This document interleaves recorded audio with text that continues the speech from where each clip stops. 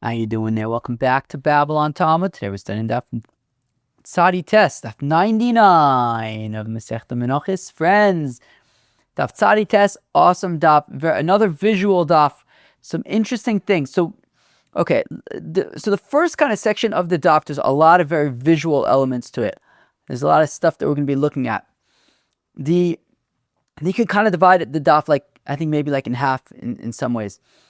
There's kind of the visual half, and then the other half kind of talks about there's some Agadata, talks about the menorah and the shulchan, and how exactly the lechem hapanim were swapped out each week. So I think it's a pretty cool and interesting daf.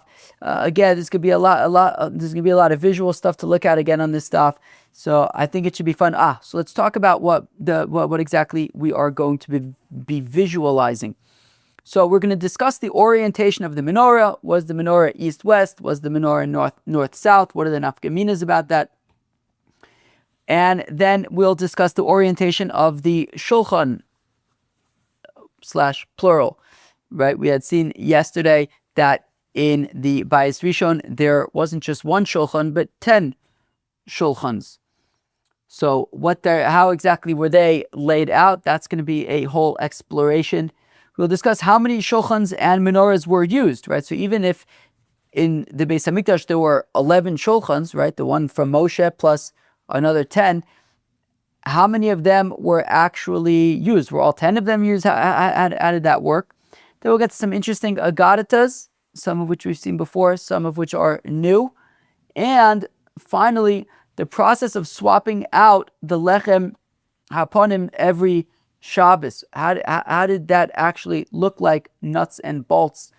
What did it look like when they went to swap the lechem hapanim? What was that process?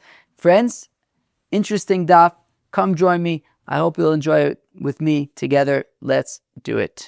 Friends, before we begin, I just want to have a look at a slide from yesterday just to reorient ourselves around the Beis Hamikdash and the Azara and the directions of things in north and south and east and west and shulchan, menorah, aron. So anyways, so here's this slide that we had yesterday. You can see the key at the top right for the directions, the compass, if you will. So north is top, south is bottom, west is left, east is right. Now, the direction of everything, the direction of the Azara and the Heichal is going east-west. Right, left is going east-west. And you can see that the shulchan and the menorah were both going east-west, at least in this diagram. We're going to see it's actually machlokas, but at least in this diagram, you can see that the shulchan, the table, kind of follows the direction, the east-west direction. It is parallel rather than perpendicular. And the same thing with the menorah. You can see that the candles, there's one candle all the way to the east, and another candle all the way to the right. One of the candles is furthest east, and on the other side it would be furthest west, as opposed to north-south. It is east-west. And the aron, the direction of the aron itself, is actually perpendicular, is going north-south. The poles, however, are going east-west. Okay, just a little bit of a reminder from yesterday to reorient ourselves around the directions that we are talking about: north, south, east, west, the different kelim, how they were placed in the Heichal and the Kodesh HaKodashim.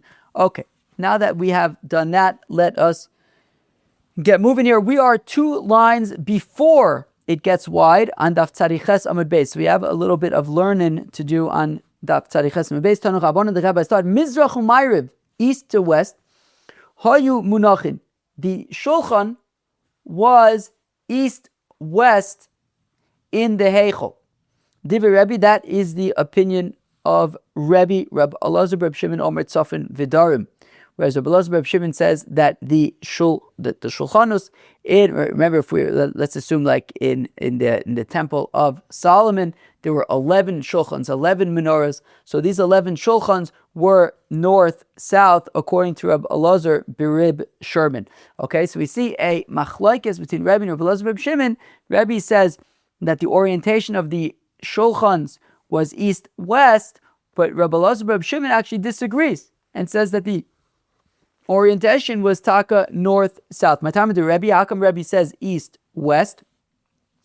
Gomer mi menorah. Well, he learns it out from the menorah. Ma menorah mizrach u'marav, just like the menorah was east to west. The menorah, of course, being the candelabra with its 7 branches, well, 6 branches off the middle, but 7 flames, 7 candles. Ma menorah mizrach u'marav, just like the menorah was placed east to west. Apaninami mizrach u'marav. So also the shulchanos were east to west. Let's go right there for a minute. Menorah gufa minalan. How do we know that the menorah itself was east-west rather than north-south? The answer is midichsiv b'ner ma'aravi. So it's interesting. You have to be careful how to read it here.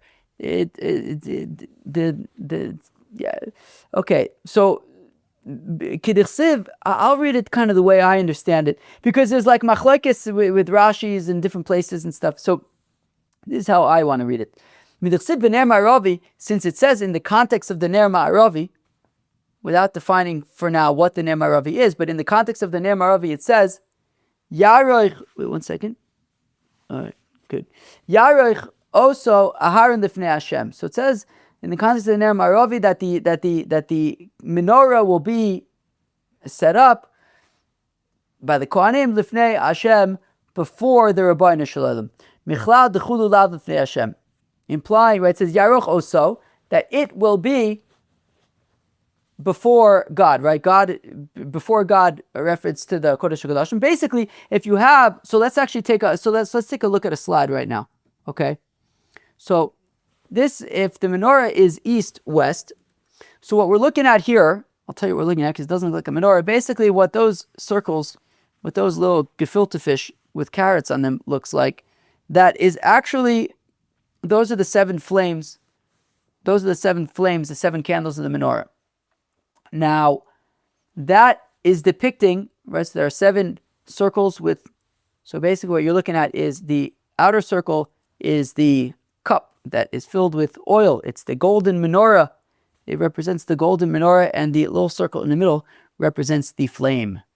So now, there are 7 of these flames, essentially, and they are laid out from the east to the west. Now, here is also like, what is so basically, you have here to the left, the square to the left represents the, I could have written that out actually. Maybe, here, let me actually copy and paste that. Let's see, what does that look like if let's see, copy, and paste. What is it? Yeah, that looks great. Okay, great. Let me do that here as well. Okay, perfect. Okay, now it's labeled. Okay, perfect. Like that, on the fly.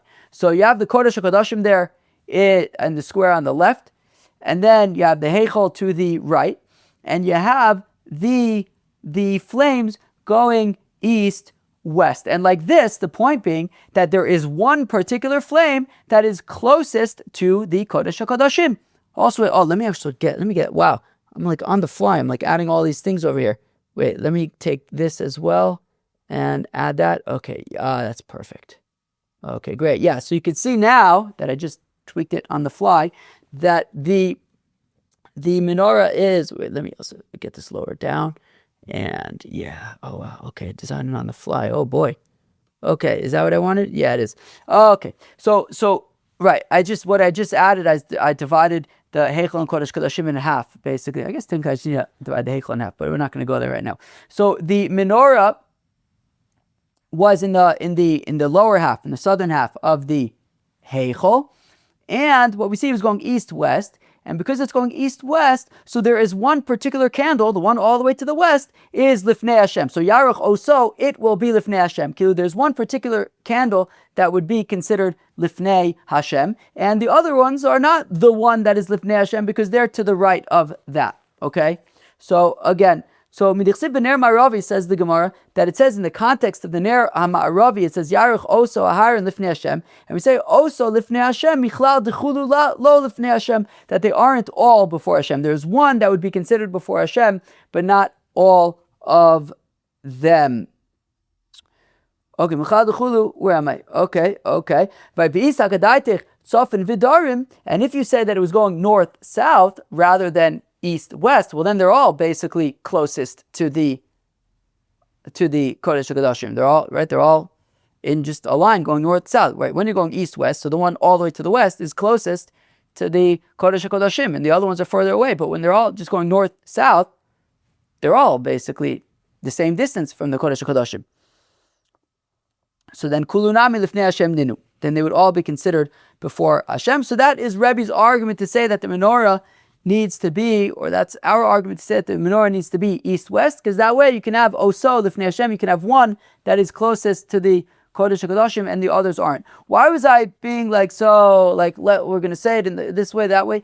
Because the Ner Ma'aravi is actually usually understood to be the second flame from the right, actually. The one all the way to the right would be the eastern one, and then the one right next to it would be is what's usually considered the Ner Ma'aravi. It's also mashma from that's kind of the understanding in the Mishnayos and Masechta Talmud as well, which is why I was kind of like being very deliberate with my words to make an argument that what it's saying is that yes, this pasuk is in the context of the Ner Ma'aravi, but it wouldn't necessarily be to say that one is closest to the rest isn't necessarily defining the Ner Ma'aravi, but the fact that it's east-west such that you can have one that is closest to God.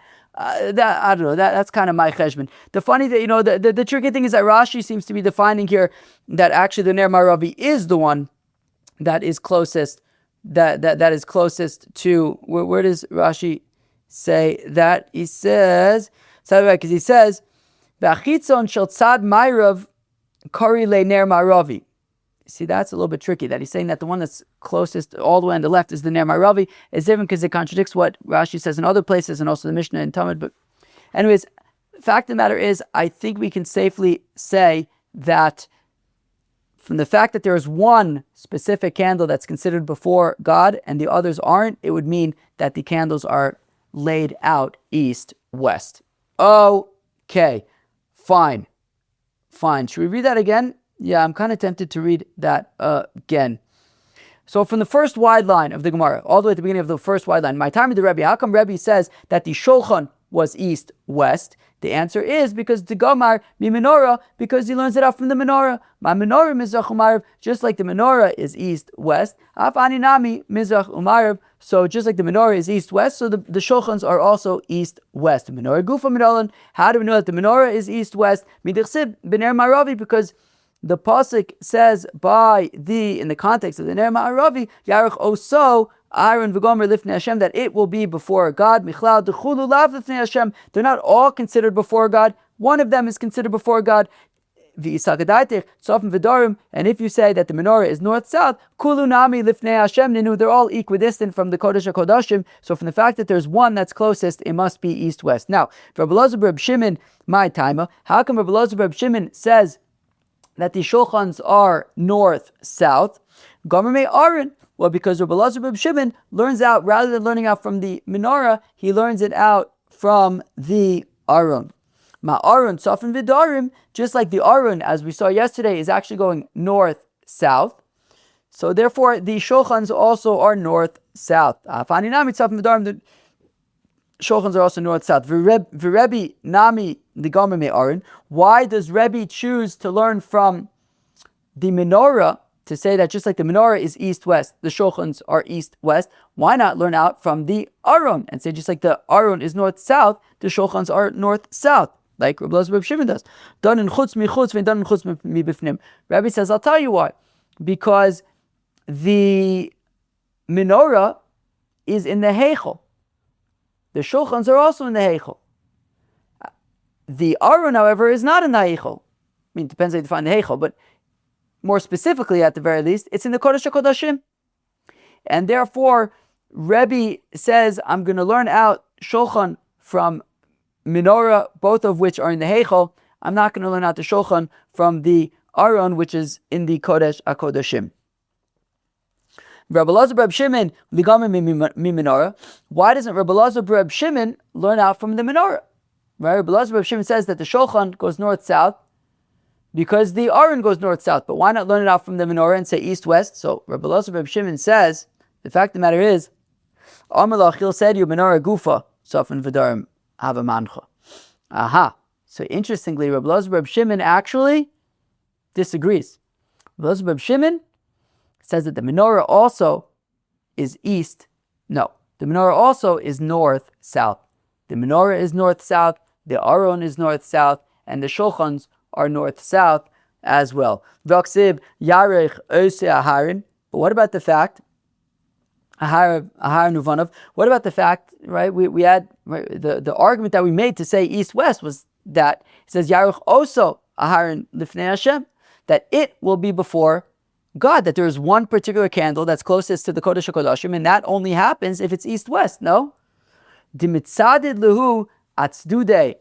Well, no. You can be mitzadid them atzdude.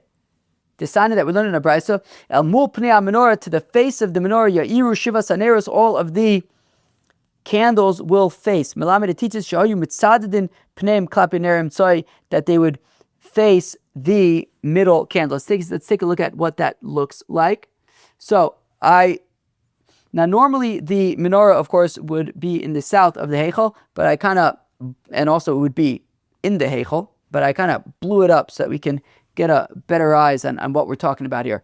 So if you notice, so there are 7 candles there. The top 3 are facing downwards toward the middle one, and the bottom 3 are facing upwards towards the middle one as well. Basically, the 6 candles on either side are all, their flame is pointing towards the middle one, and the middle one, right? So Elmul Pnei HaMenorah, they're all the candles are facing towards the face, towards the middle of the menorah, and the middle one itself, you'll notice that its flame is off to the left towards the Kodesh HaKodashim. And that's what it means, Yaruch Oso Lifnei Hashem, that it is before God.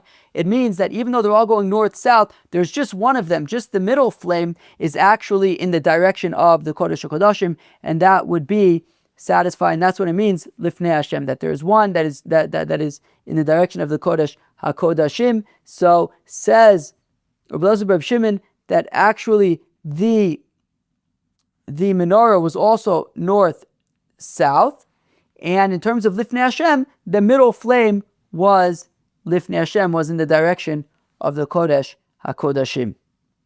Okay, fine.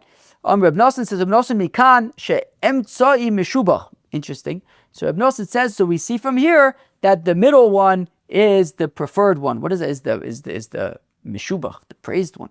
What does that mean? Well, we see from here that the middle one, right? Elmul pnei menorah, they all face towards the middle one, and the middle one was Lifnei Hashem.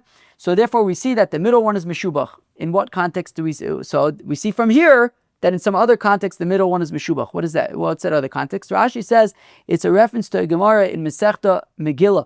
There's a Mishnah, Masechta Megillah, the first Mishnah, the third parak of Masechta Megillah, says that on Mondays and Thursdays and at Shabbos at Mincha, we read from the Torah, and that there are 3 aliyahs. The Gemara then says that you have to read a minimum of 10 psukim. So if reading 10 psukim, 10 divided by 3 is 3 with the remainder of 1. There's 1 extra. So each person will get, assuming that there's 10 psukim, each aliyah will be 3 psukim, but one of them will be 4 psukim. The question is, which one is 4 psukim? So Reb Nosson makes his argument to say that it should be the middle one who gets the 4 psukim, because we see that there's something special about the middle one. Tosfos disagrees. He says that the context is actually different. He's talking about if you have 3 people walking together, the most chashuv person should be in the middle. And we learn this from the fact, again, El Mul Pnei menorah Ya'iru Shiva Saneros, that the neros all face towards the middle one, and that the middle one is considered Lifnei Hashem. Okay. Now. Okay. Says the Gemara, Bishlam Lamando Amr Misar Chumayrev. Okay. Now, so we have just said that essentially where we have landed, we have said that so there are these 11 shulchans, okay? The shulchan of Moshe Rabbeinu, and then King Solomon added another 10. So there are these 11 shulchans. Now,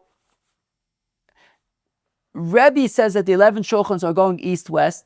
Reb Elazar Reb Shimon says that these 11 shulchans are going north-south. So says the Gemara, Bishlam Lamando Amar Mizrach Umayruv.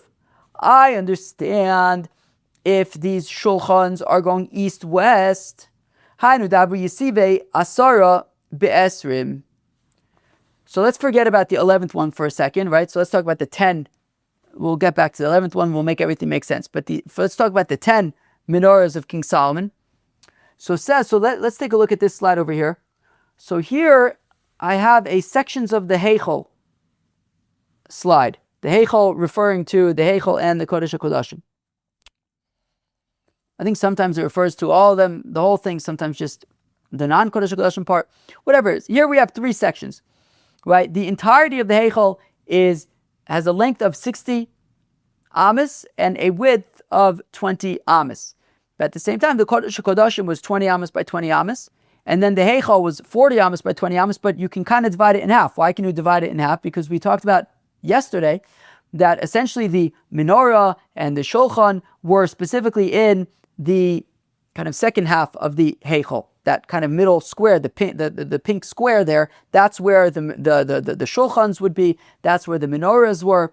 So essentially, in that sense, you can kind of divide the Heichal into these 3 20 by 20 squares. So we're talking about the pink square because that's where the shulchans and the menorahs are. So says the Gemara, I understand if we're saying east-west, because if it's east-west, we have 10 shulchans, and the length of each shulchan is 2 amas. Okay? The length of each shulchan is 2 amas, right? The shulchan is 2 amas by 1 amma. So if we put them, line them up right next to each other, mamish, touching each other, one after the next, and you have 10 shulchans, and each one is 2 amas long, 10 times 20, 10 times 2 is 20. So the middle section is 20 by 20, and you can squeeze 10 shulchans into that space if we go east-west. Okay, that works. Now, remember, I have that dotted line there in the middle that I added to the earlier slides on the fly. That dotted line in the middle is basically dividing the Heichal north-south. Technically, I guess we don't need it in the Kodesh HaKodashim, but it's there. Maybe by the time you see this, I will have removed it from the Kodesh HaKodashim. Maybe I might just keep it there. The point, it's not like there was actually a dotted line in the Heichal either. The point is it's just splitting the thing in half. So maybe I'll just leave it. The point is it's splitting it in half, north-south, just for us to know what's north and what's south. Okay. Now, so Bishlam Lamanda Omer Mizrachum Ma'ariv. So I understand if you say that the shulchans were east-west. Hi nudavu yisive asara be'esrim. Okay, you could squeeze 10 shulchans into a space of 20 amas. Ella, however, Lamanda Omer Sofin Vidarim. However, if you say that the shulchans were north-south, we have about 1.5 million questions. I think maybe 4 or 5 questions. Yud b'chaf heichavu yesive. So first of all, it would be a little bit difficult to squeeze 10 shulchans into a space of 20 going north-south when there was literally, there wasn't much wiggle room. Keilu, if you're going east-west, so, it's, okay, each shulchan is 2 amas long, and there are 10 shulchans, 10 times 2 is 20. In principle, they all fit. In practice, you're going to have a little bit of space, but, each one, it's going to add up. You have 20, stick them together, it's going to be a little bit more than 20. So now, when we're talking about a theoretical halfway mark through the Heichal, where there is no wall or something, right? If we're talking about the pink box, and we're saying that maybe the shulchans will extend a little bit from the pink box into the box to the right of it a little bit. Okay, it's not like there was a wall there or anything. So okay, if it went over a little bit, nish gefährlich. But when we're going north to south, there's literally, you're boxed in by a wall. In practice, 20 shulchans, one next to each other, they're not going to fit into exactly 20, which is going to be a problem when you're going north-south, because there you actually have walls on either end. It simply won't fit. That's question number 1. You're not going to fit the 10 shulchans into the 20 amas. Visu, and more so kohanim, heichi avu aile. Next question is that if you are going north-south, they're basically going to create all these shulchans are basically going to be creating a solid wall that you can't get around in the Heichal, right? You can have these, right? We're saying that you're basically, even if you can, let's say you can fit the 10 shulchans exactly into the space of 20. But let's say you have to go to the Kodesh HaKodashim. The Kohen Gadol on Yom Kippur. How's he going to get to the Kodesh HaKodashim? He's going to be blocked by a solid wall of shulchans. Additionally, as we're going to learn about in the Mishnah on Tzadites Amud Beis, that's my plan, is to learn the Mishnah. I imagine we're going to learn the Mishnah on Tzadites Amud Beis, that on Shabbos, when they would swap out the showbreads, the lechem hapanim, so the Kohanim would have to get on either side of the shulchan. One would pull, the other one would push. How's that anybody going to get to the other side of the shulchan? It was a solid wall. Visu, and more so, matzinu hey shulchanos bedarim. Next question, if they're going from the north to the south, remember the shulchans have to be in the north of the Azara. But if they're going straight from the north all the way, right, if they're using up the entire, right, only 10 amas of the Heichal were in the north, the other 10 amas were in the south, right? 10 amas of the, right, when you're dividing the Heichal north-south, so the Heichal is 20 amas, so you have 10 amas to the north, 10 amas to the south, but if you're using up all 20 amas north-south, you're going to have half of the shulchans in the south. And we're not done yet. Visu, shulchan de Moshe Heichal monachle. And we're forgetting about, there was actually an 11th shulchan, the shulchan of Moshe Rabbeinu. King Solomon added 10, but there was the OG, there was the original shulchan of Moshe Rabbeinu. Where did that fit in? That would have been 22 amas, but we only have 20 amas. Now, what do we do, friends? So it says the Gemara, well, the Taimech Leman da Omer Mizrach Umayr of Nami Shulchan de Moshe Echi Hava Monachle.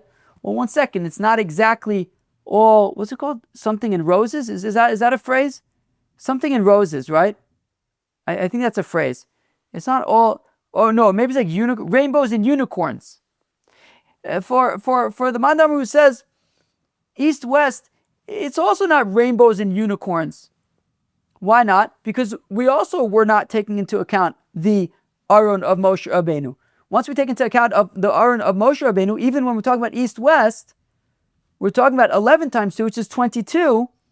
So if you're going to have one of the Arons entirely out of the pink box, right? Even if you're going east-west, so let's say you could squeeze all 20 Arons, all 10 shulchans into those 20 amas, because each shulchan is 2 amas, 10 times 2 is 20. And we're saying, okay, fine, it goes over a little bit, so it'll extend a little bit into the square to the right of it. Nish gefährlich.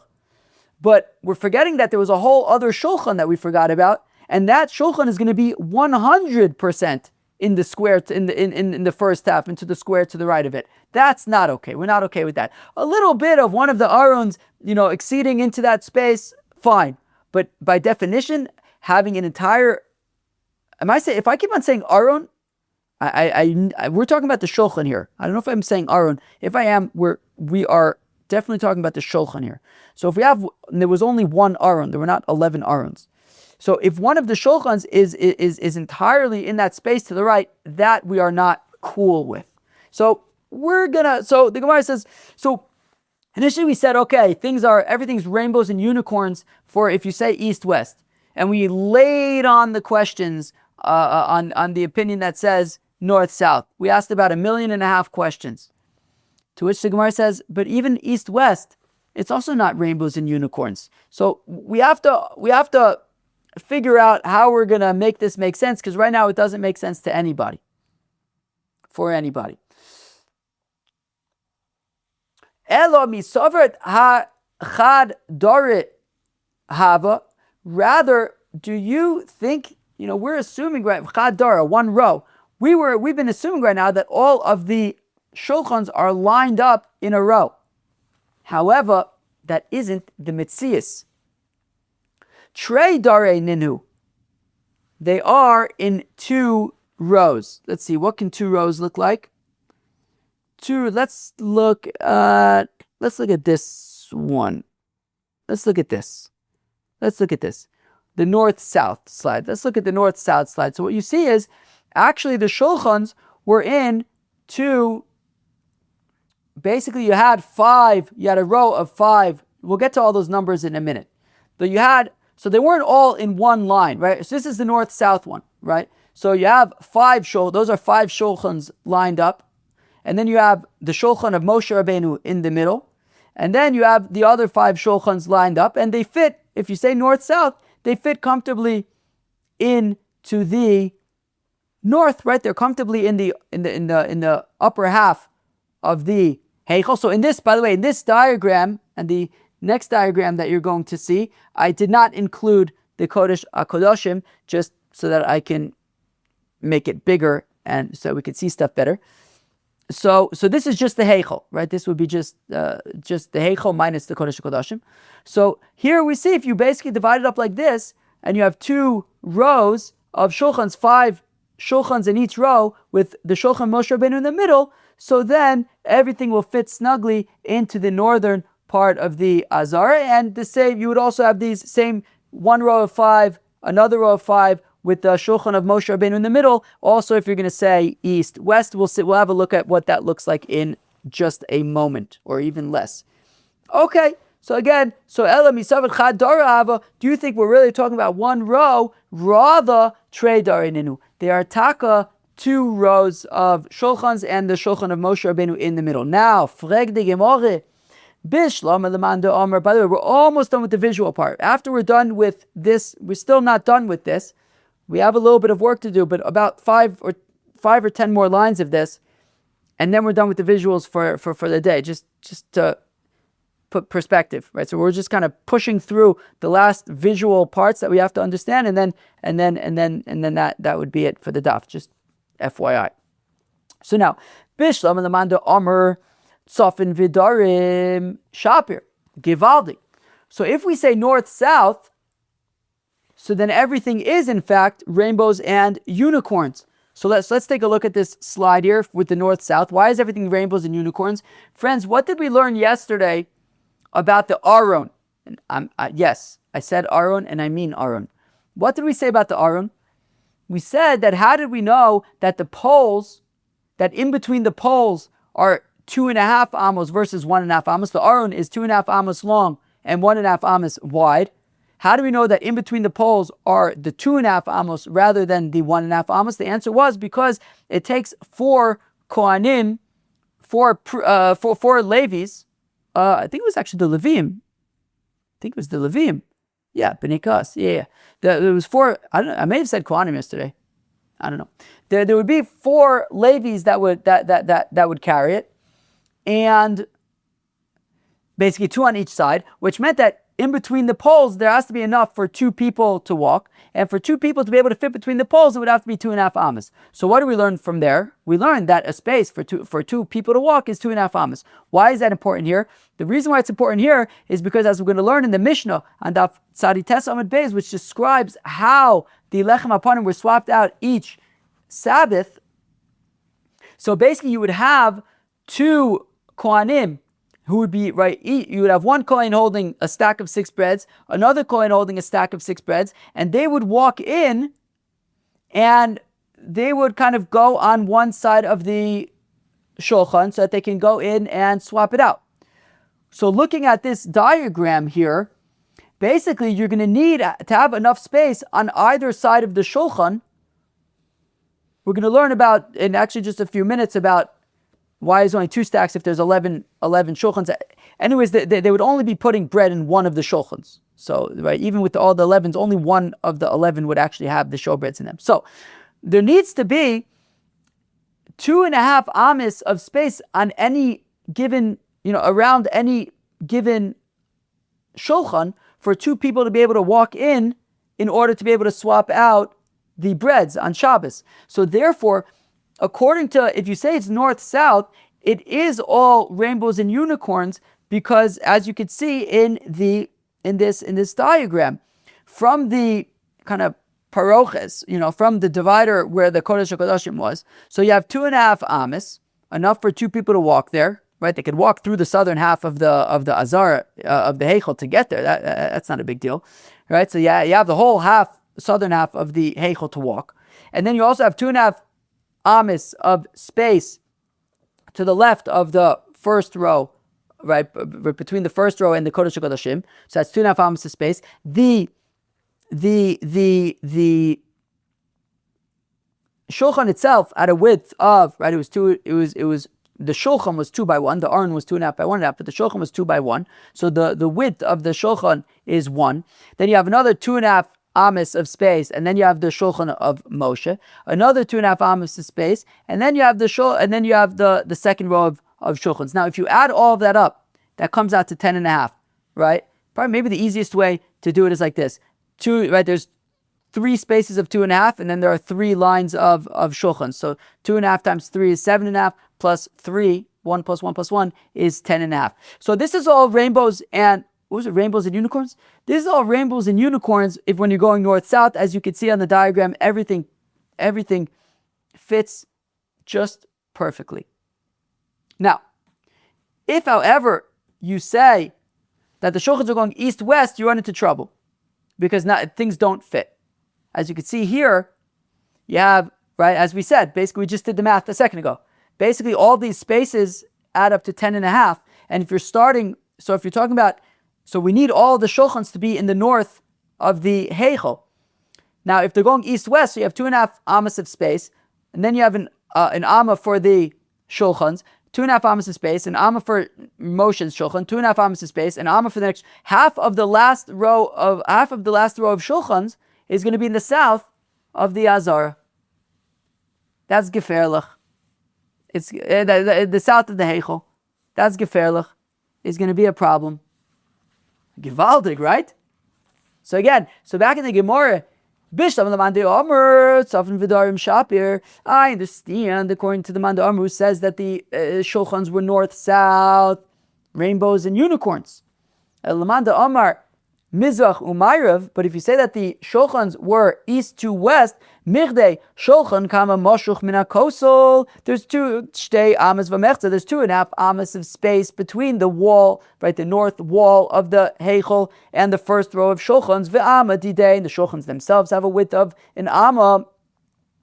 Bishtei amas v'mechza de bene bene, and then another 2.5 amas of space. Ve'ama didei, and the amma of the width of the shulchan of Moshe Rabbeinu, Vishtei Amos v'mechza de bene bene v'ama didei, and then another 2.5 amos of space, followed by the second row of shulchans that are an amma of width, Ishtikach de ka'achil shulchan palga da amsa b'darim, which means that the second row of tables, as you can see in the diagram, are going to be taking up a half an amma of space in the south of the Heichal, and that is problematic. And for the Gemara, and with this we end the visual element of today's daf.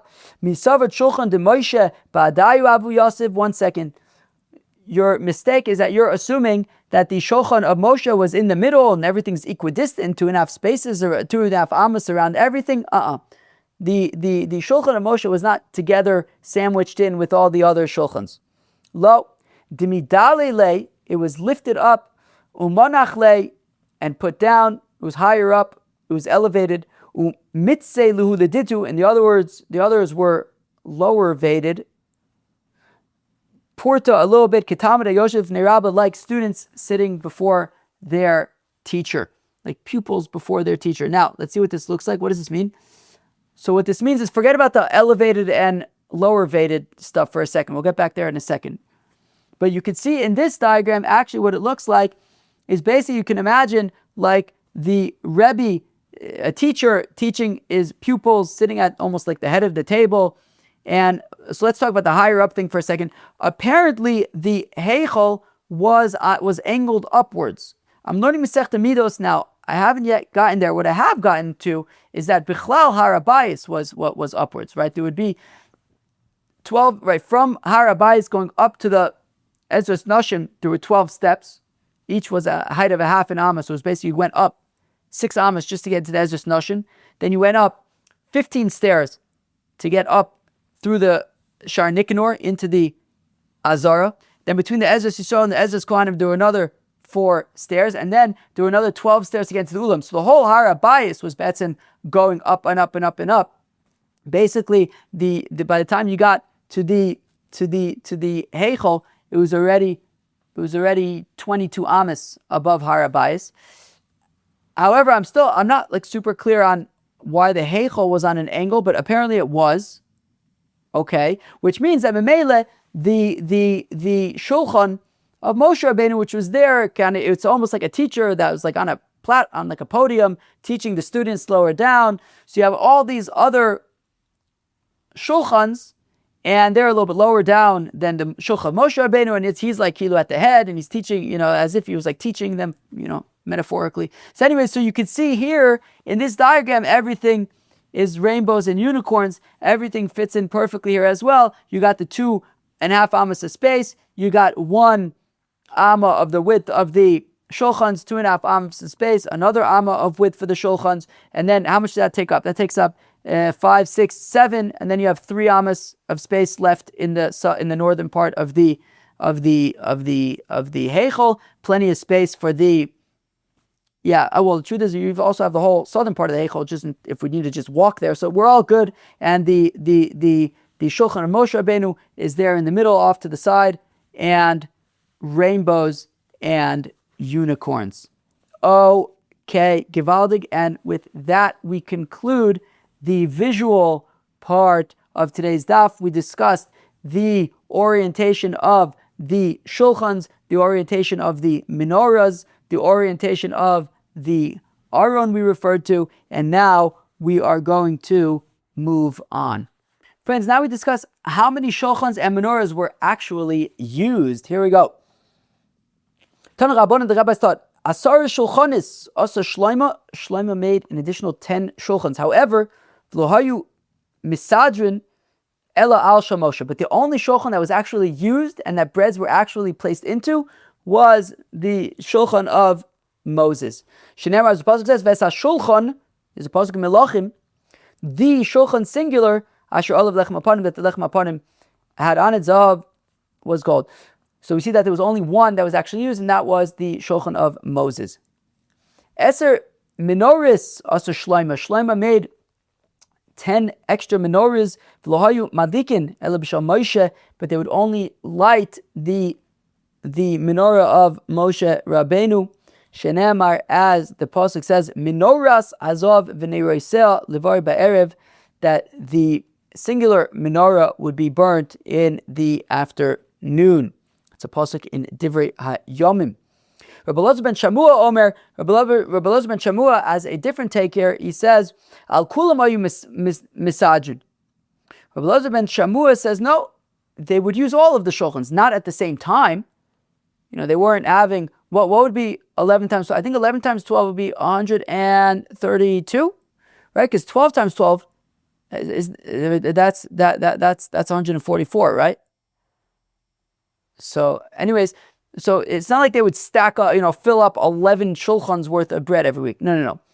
One shulchan, but they would, it wasn't limited to the shulchan of Moshe Rabbeinu. They can use all of them, different one every week.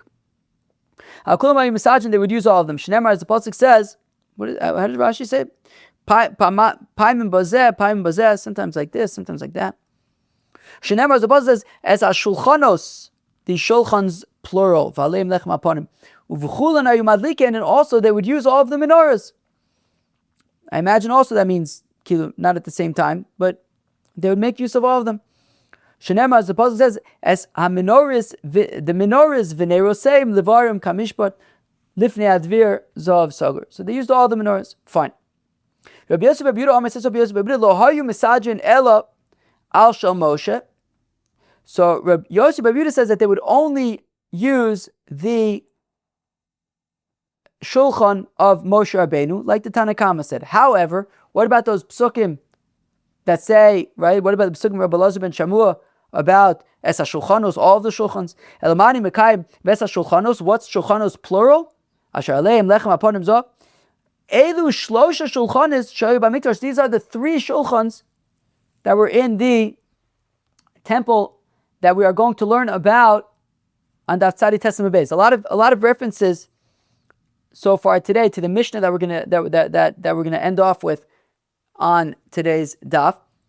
Shnaim shayu ba'ulam mibifnim lepesach habayis, that there were 2 shulchans in the ulam. Right, when you would walk through the if you're on Har HaBayis, you would then walk into the Ezras Noshim. From the Ezras Noshim, you would walk into the Azara, go through Shar Nicanor into the Azara, and you'd walk through the Azara into the Ulam. Before you go into the Heichal, you would walk into the Ulam, which is the antechamber. And in the Ulam, there were two shulchans in the Ulam, next to the entrance into the Heichal.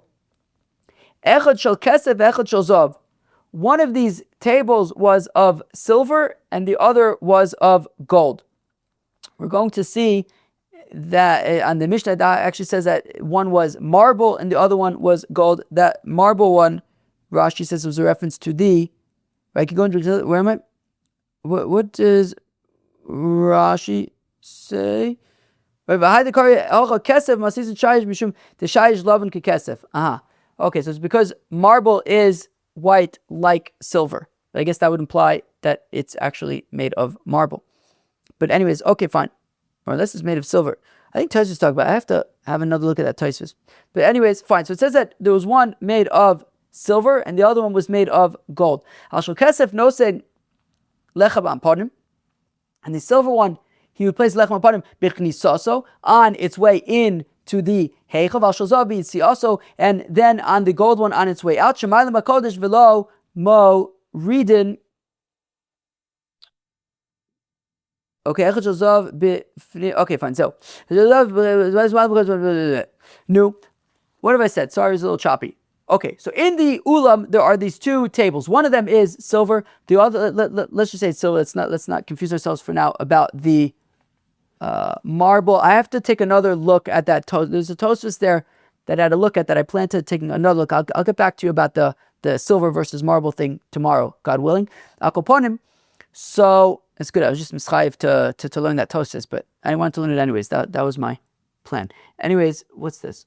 Now, in the ulam, there were two shulchans, one of silver, the other one of gold. What was their purpose? Well, when the breads would be taken on their way into the Heichal to swap out the shulchan, so they would make a stop in the Heichal, in the ulam, and they would first place them down on the silver table. There were two reasons that I saw for this. One is to give them a little break for a second, to give them a breather. But the other one is specifically, as we say, Ma'alim b'kodesh ve'moridin, to make the point of putting them on the silver one before then elevating it and putting it down in the Heichal on the golden table. And then on their way out, they would put it back down, not back on a silver table, because Ma'alim b'kodesh ve'moridin, we don't go back down. Rather, once we upgraded to gold in the Heichal, so then on the way out as well, the breads are going to be put on the golden table, not back on the silver table. That's why there was a silver one and a gold one. So let's actually read that again. I'm going to back up a few lines. Shnaim shoy ba'ulam, that there were these two tables in the ulam, mi bifnim, inside the ulam, pesach habayis, by the entrance to the Heichal. Echad shel kesef, echad shel zav. One was silver, the other one was gold. Al shel kesef nosin lechem hapanim bichnisaso. The lechem hapanim would be placed on the silver table on its way in to the Heichal, and then on its way out, it would not be put back on the silver one because it had already spent the week in a golden table. Rather, it would be put on a golden table on the way out. Because we go up in holiness, we don't go down. And of course, there was the golden shulchan in the Heichal. And Talmud, that's where there would always be lechem hapanim. How do we know that we don't go down? So Amar Rebbe says, Rebbe, the pasuk says, Vayoke. It's a little bit hard to understand exactly what the taich is from this pasuk. I'll give one option. Vayoke Moshe Samishkan. Moshe put up the Mishkan. Vayitin es Adona, Vayosem es Kosha, Vayitin es Bricha, Vayokem es Amudav. At the end of the pasuk, it maintains Vayokem that he put it up, just like at the beginning of the pasuk. Nothing went down. Everything is remaining up. Okay, we don't go down. Uminalan demalin. How do we know that we go up? The pasuk says by Korach. Of course, there was the great rebellion, the horrible rebellion of Korach and his gang that they created. They created an insurrection against Moshe Rabbeinu and Aharon HaKohen, and their directive was show up tomorrow with a whole bunch of fire pans with ktores, and anyways, it became a whole mess. They came swallowed up alive and burnt and everything. And it says that a fire came and burned them. And then afterwards it says, Es machtos achatoyim oele. And the fire pans of these shmendriks, benafshosam, of their souls. What is it? Es machtos achatoyim oele benafshosam ve'asu osam rikue pachim tzipah lemizbeach. And take these copper fire pans and actually make them the plating for the copper mizbeach. Ki ekrivim lefnei Hashem vayikdashu v'yiyu le'os lefnei Yisrael. That because they were brought before God and they became kadosh, and there will be a sign for the Bnei Yisrael. Batchil tashmisha mizbeach. So they took these. I think the point is that they took these items that were initially, shovels, pans that would be used for like cleaning the mizbeach, clearing out the mizbeach. Va'achshav gufosh mizbeach. They were upgraded to, right, since they were used, right, it says if I dashu, they became kadosh. Now we upgraded them. So Mailim HaKodesh, we upgraded them to not just be kalim of the mizbeach, but actually the plating of the mizbeach itself. And now we've got ourselves some Agadata. Asher shibarta v'samtem ba'aron. That the pasuk says that you broke and placed them in the aron. Tani Rav Yosef. Rav Yosef teaches, Melamed, it teaches, sheluchis v'shivrei luchis munachin ba'aron. That the luchis and the broken luchis were in the aron. We've seen this a few times already. Where have we seen this? Bava Brasa Brachis. So it teaches that the luchis and the broken luchis were both in the aron. Mikan, and we learn from here the Talmud Chacham shechochach tamudo, that a Talmud Chacham who forgets his learning, machmas onso, because of some kind of sickness, she'einu agin bo minig bizayon, we don't, God forbid, treat him in any degrading kind of way. Of course, this happened to Rav Yosef, like we learned in the Gemara in Nidarim. So a Talmud Chacham who, because of some kind of sickness and illness, he forgot his teaching, we must still treat him with kavod, and certainly not in a degrading way. Amar Shlakish says, Shlakish paimim shebitula shel Torah zeu yisoda, that there are times when being mevatel Torah is actually establishing, is creating the foundations for Torah. Tichsev, as the Pasuk says, Asher shibarta, that you broke, and the Rabbanan Shalom was not upset at Moshe Rabbeinu for breaking them. Amar le HaKadosh Baruch Hu, the Rabbanan Shalom says to Moshe Rabbeinu, LeMoshe shkoyich sheshibarta. So we see that sometimes the bittul of Torah is actually being miyasi Torah. Rashi says that, for example, if you could be mavatal Torah, like an example of this, la'alocha, la'maise, would be, for example, mavatal Torah lo'tzah sames, right, to go to a funeral or la'chnos challah. So that taka tends to be the two things that will get me out of the house.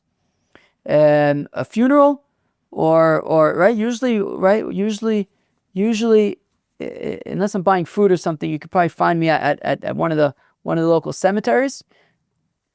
Or maybe somebody gets married or something like that. I went to Brist recently. Anyways, not because of this specifically, but I guess in retrospect, that tends to be what gets me out of the house. Tell me you need me to do something death related or wedding related. Those tend to be it. Al Kaponim.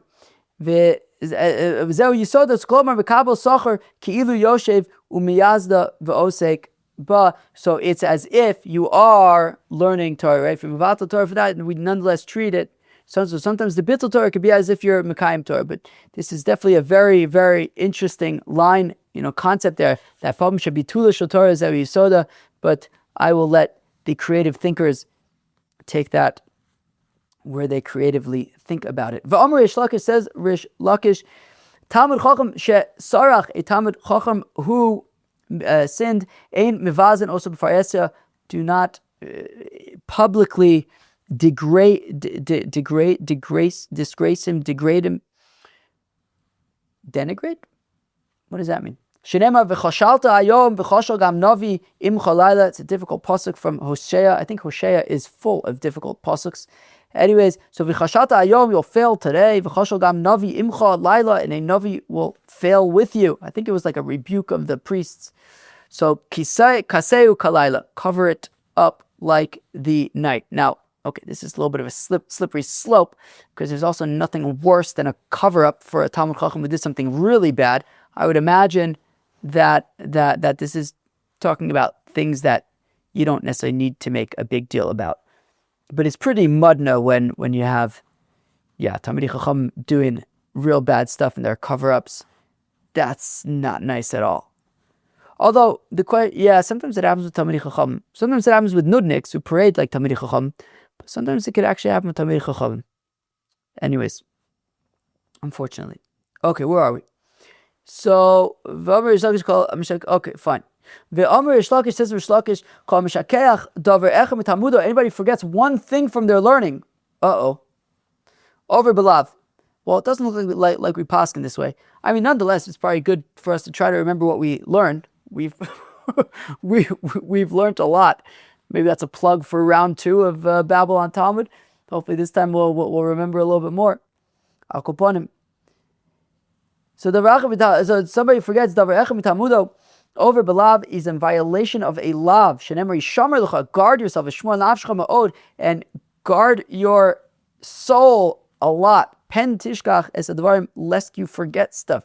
And like, of course, Abavin Omer of Illa that we've seen a lot. We must have seen this at least 10 times. What does it say? Gimel.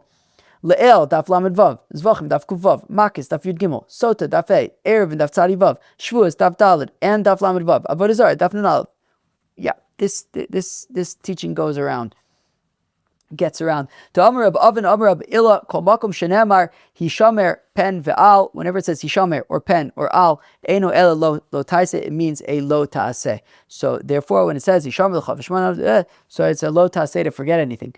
Ravina Amar says, Ravina Hishamer, Ufen, Shnei Lavnenu. Ravina says, actually, if you write the passage says Hishamer Lecha, Ushmanav Shchamaod, Pen, Tishkach, it says Hishamer and Pen. So, it's 2 lavs. Rav Nachman Bar Yitzchak, Omar b'shlosha lavin shneimar yishamer lecha ushmor nafshecha ma'od pen tishkach es advarim staka 3 lavs yachal afil machmas onso. Is it possible you can be in violation of this lav even if you forget a machmas onso, right? Like Rav Yosef was referring to earlier. So Tamlomer ufen yasuru milavavcha b'mesir milibu akasim medaber. It's talking about when you actively remove things from your heart. Reb Dostai Reb Yanai Omar says Reb Dostai Reb Yanai Yachal Afilu Takfa Olav Mishnaso, even if his learning was very difficult on him.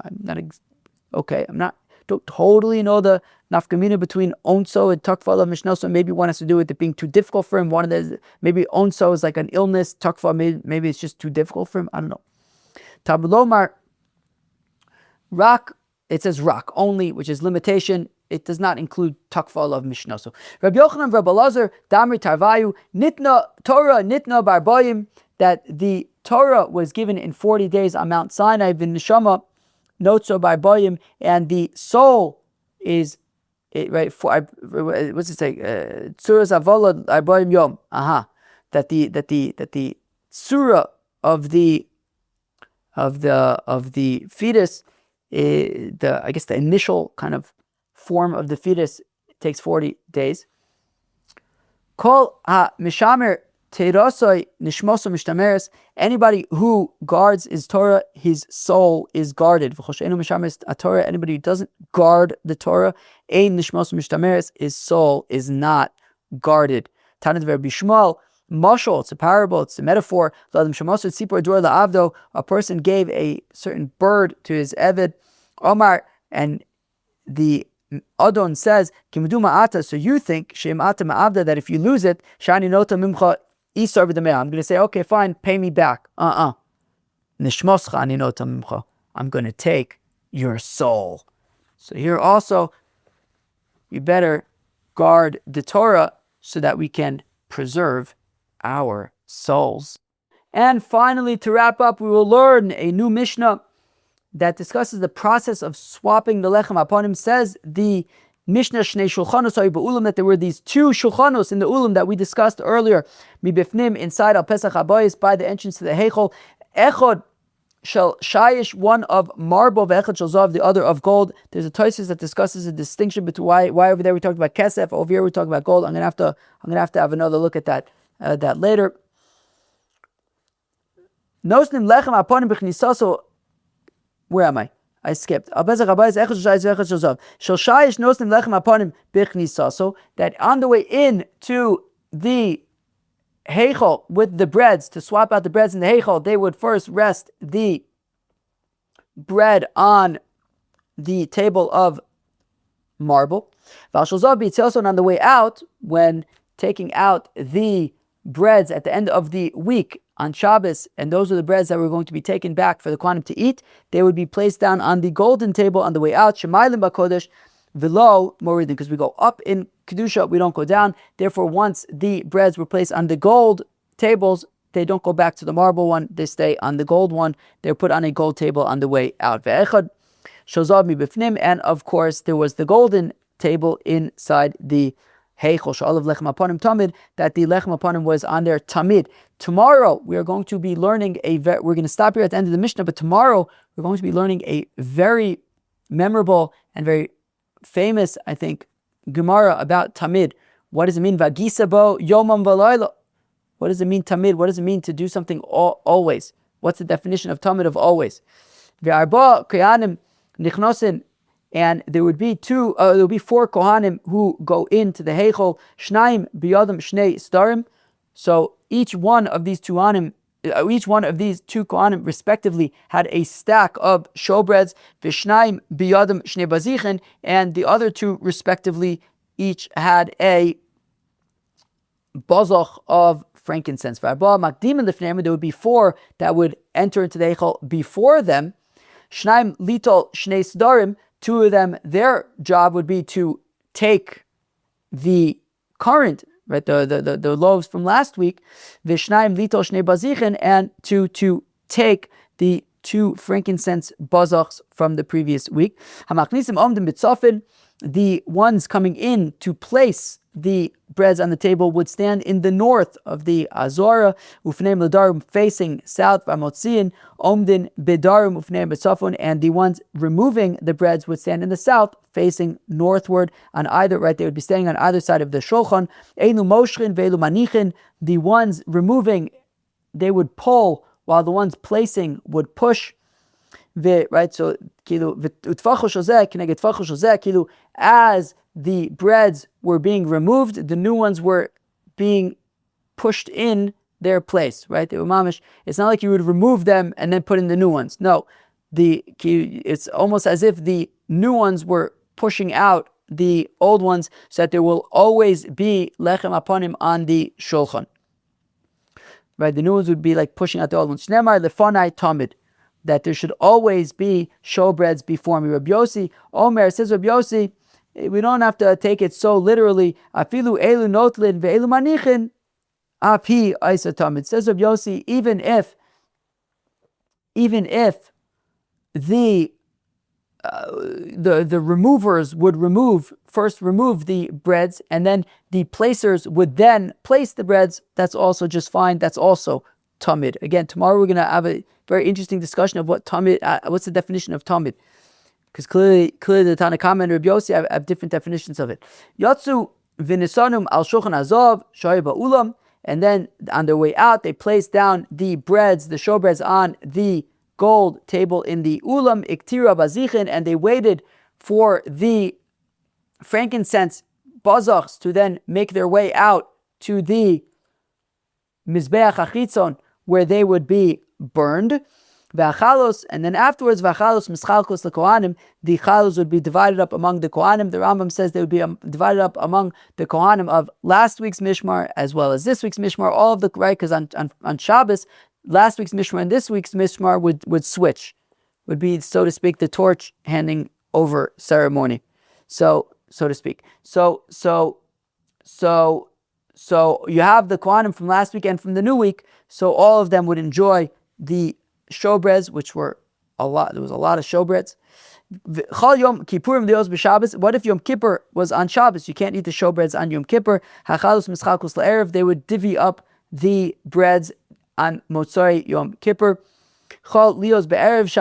If Yom Kippur was on a Friday, since Yom Kippurim, well, then the korban chatas of the musaf of Yom Kippur, which is regular korban chatas, would be eaten that night on Shabbos. The things you can't cook on Shabbos.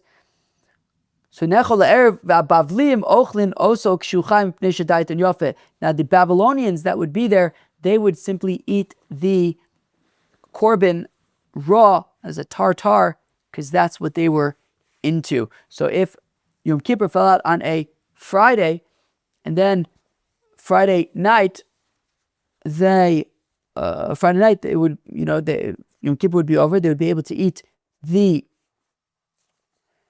korban chatas of the Musaf of Yom Kippur. The thing is, you couldn't cook it, but the Bavliim didn't necessarily have an issue with that. They would eat it raw.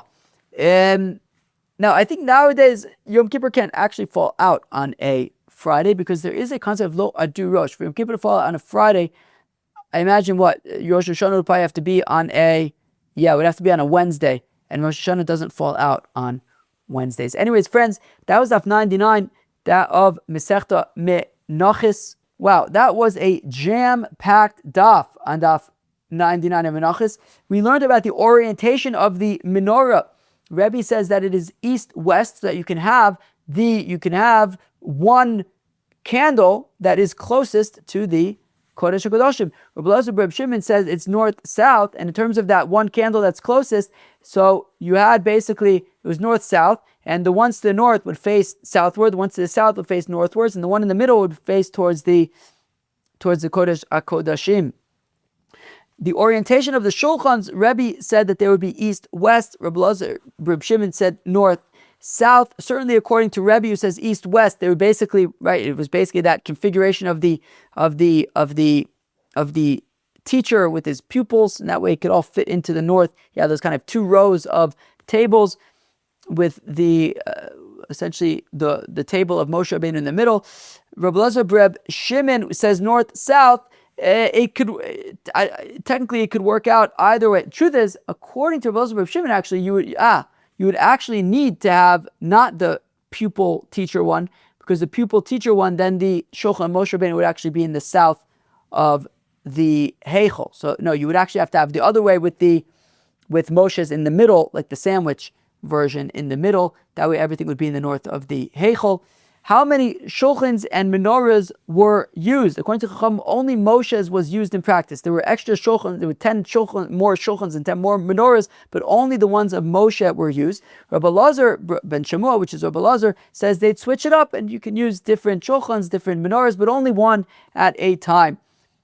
We also saw the opinion of whose opinion was Rabbi Yossi Rabbi Yehuda, I think, who had said that Rabbi Yosef Rabbi Yehuda, who had also said that they would use specifically the menorah the shulchan of Moshe Rabbeinu, but in terms of what's the deal with all the other ones, well, there were multiple shulchans, as we discussed the shulchans in the ulam as well. We learned some very interesting agadatas about the luchos v'shivrei, luchos menachem ba'arun, and a Talmud Chacham who forgets his learning. Right, we learned about paimim shabitula shel Torah zeu yisoda, a very interesting concept, and we learned that from when the Rabban Shalom says to Moshe Rabbeinu shkoyich sheshibarta.